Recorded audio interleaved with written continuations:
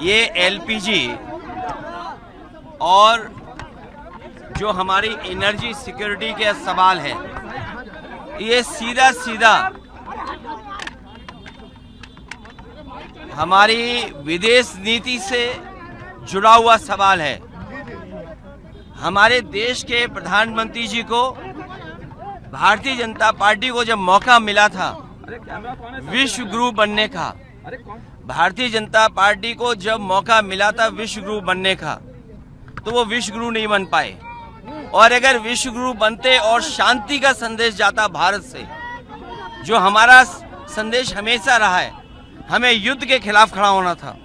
आज युद्ध की वजह से न केवल लोगों की जान जा रही है, महिलाएं, बच्चे, पूरा तबाह हो गया कुछ हिस्से, और उसी का परिणाम हमें देखने को मिला कि भारत की अर्थव्यवस्था भी, और जहां आम लोगों का जीवन था, जो लिक्विड पेट्रोलियम गैस से जुड़ा हुआ था, खाना बनाने से लेकर रेस्टोरेंट, ठेले या जो भी कारोबार इससे जुड़ा था, वो पूरा बर्बाद हो गया है।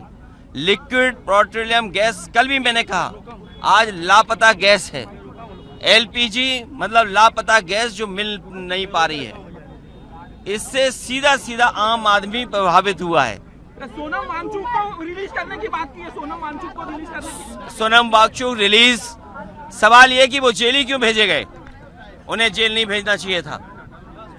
उनके आंदोलन को भारतीय जनता पार्टी को भी समर्थन करना चाहिए था, क्योंकि भारतीय जनता पार्टी ने ही आश्वासन दिया था कि उन्हें स्टेटहुड का पूरा दर्जा मिलेगा, स्टेटहुड के पूरी पावर्स मिलेंगी।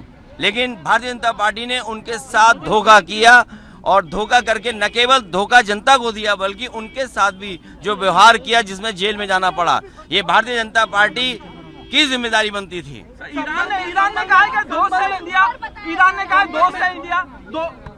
ये सरकार को आज याद आया है, सरकार को पहले दिन ही कहना चाहिए था। इसीलिए मैंने कहा कि विश्व गुरु बनने का जो सपना था भारतीय जनता पार्टी का, हमारा देश विश्व गुरु बन सकता था अगर युद्ध न होता। युद्ध को रोकने में अगर प्रयास हुआ था, तो आज हमारा देश दुनिया में विश्व गुरु होता। तो ये संबंध में मस्जिद में लोगों को नमाज पढ़ने के लिए सीमा रखने की बात कही गई थी प्रशासन की तरफ से, जिसको खारिज किया है इलाहाबाद हाई कोर्ट ने। भारतीय जनता पार्टी नफरत के अलावा कुछ नहीं कर सकती है, जबकि सब धर्म हमें एकजुट होने का मौका देते हैं, अमन शांति का पैगाम देते हैं, एक दूसरे के साथ मिलजुल करके रहें, यही हमारी पहचान रही है। हार्मुज से जो स्ट्रेट ऑफ हार्मुज है, वहां से कंटेनर छोड़े गए एलपीजी के, अभी कितने छोड़े गए हैं ये सच्चाई किसी को नहीं पता है। कोई कह रहा 1 छोड़ा गया है, कोई कह रहा 4 छोड़े गए हैं। ये सरकार बताए कितने छोड़े गए हैं। ये सवाल इसलिए अखिलेश जी, क्योंकि सत्ताधारी कह रहे हैं ये कूटनीतिक जीत है, सत्ताधारी इसे कूटनीतिक जीत बता रहे हैं। भारतीय जनता पार्टी अभी हारी है, फिर हारेगी।